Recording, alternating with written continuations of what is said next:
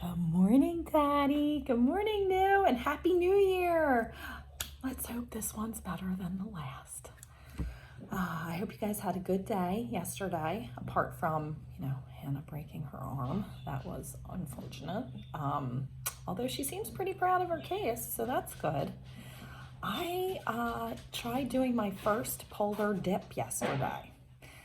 And as you probably remember, I'm not real fond of cold water, but I tried. I put on my swimsuit and I hiked down to the water's edge by the marsh, and I undressed and I went over. I was gonna jump, but by the time I got to the edge, I couldn't feel my feet. They were submerged in about 4 inches of icy cold Maine ocean. It was freezing, and so I squatted down and splashed, and then I hoofed it back to the house and stood by the fire. Maybe next year. So I thought I would read a story about when I really did swim, and it's called The Pool Rule. On Saturday, we went swimming, and by we, I really mean my husband and our daughters. I just sat on the bleachers and watched. It's not that I don't like to swim. Even with my wacky ear, I do.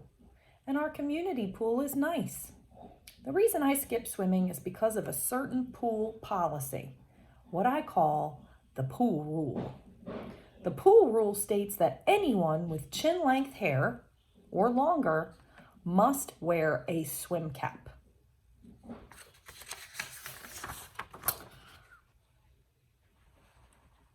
This lady likes her swim cap. I didn't like mine. Because basically what happened was I didn't have one. So I had to borrow one from the Lost and Found. And after squeezing it on my head and having John tease me about me getting cooties, I looked like this. An ugly dog. Anyway, when I first learned of the pool rule, I tried to be a good sport. Swim caps help prevent hair from clogging the pool's filter, keeping the pool working, and limiting nastiness for the poor soul who has to clean. So I didn't argue. Even though my only option at the time, as I said, was to borrow one from the Lost and Found, and the only one that fit was plastic and had ear flaps. Getting it on my head nearly pulled half the hair from my head. I put on that cap. My kids wanted to swim, and their mama, and I wasn't going to disappoint my husband. But I vowed next time that I was going to bring money to buy my own, because you had to have cash. The next visit, I remembered my swim cap money. You know I did. I bought a stretchy spandex number from the pool office in black to match my swimsuit. I put it on, got in the water, and it promptly fell off. I put it back on, dove underwater, and it came off again. I put it back on again and again and again.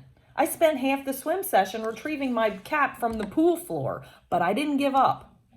Even though the swim cap wouldn't stay on, I wore it the next time and the next.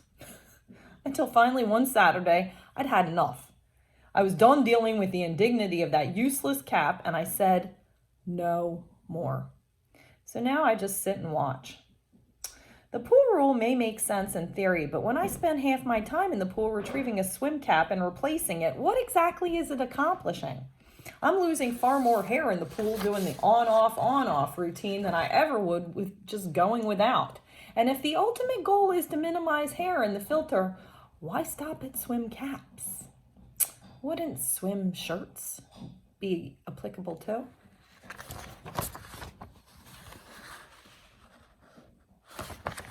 Till then, I'll be on the bleachers. True story.